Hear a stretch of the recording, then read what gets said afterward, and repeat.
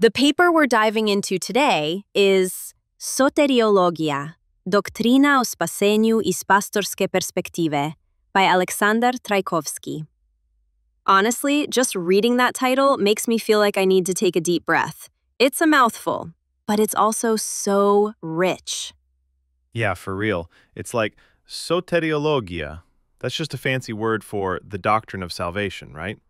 But Trajkovski's twist is that he's looking at all this not just from a classroom, but from the practical pastoral angle. I like that. There's a groundedness to it. Exactly. And the first thing that stands out is that he's tackling a major question.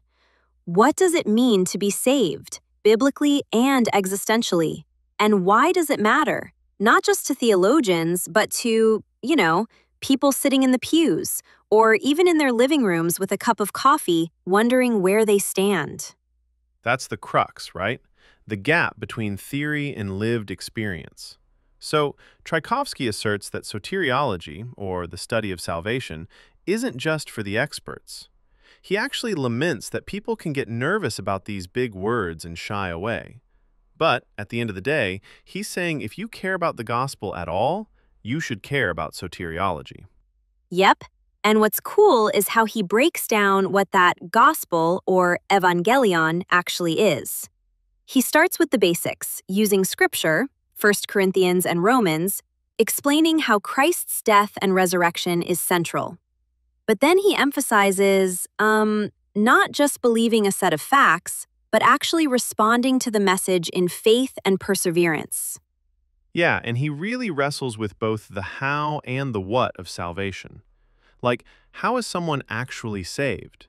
Is it through faith alone, or do you have to add good works? And then, what is faith anyway? A mental agreement, or trust that transforms?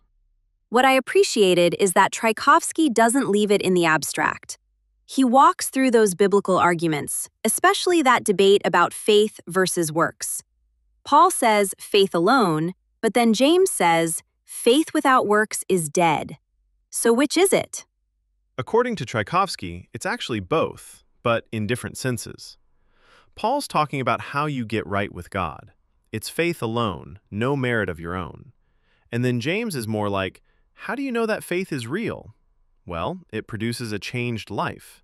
He says you can't have one without the other. Yeah, that's an important distinction. It's not that good works save you, but genuine faith produces good works. He even uses this legal metaphor.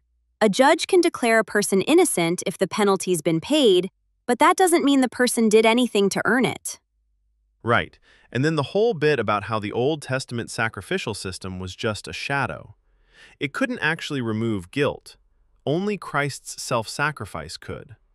That part kind of stopped me in my tracks because it's like all those ancient rituals were kind of a signpost, not the destination.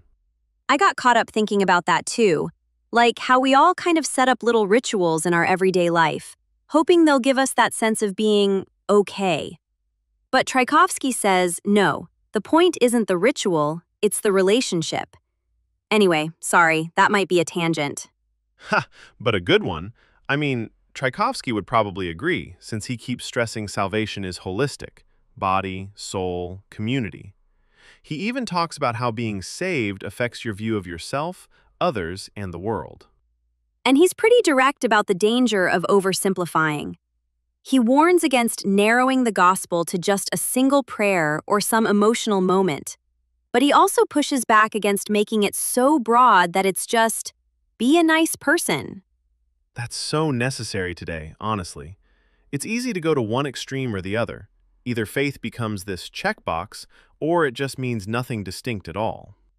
For listeners, I think the key takeaway is, don't be intimidated by theological words like soteriology. This is all about real life, how you see yourself, your purpose, your hope. And Trajkovski shows it's a process. Faith, transformed life, and a sense of being part of something so much bigger.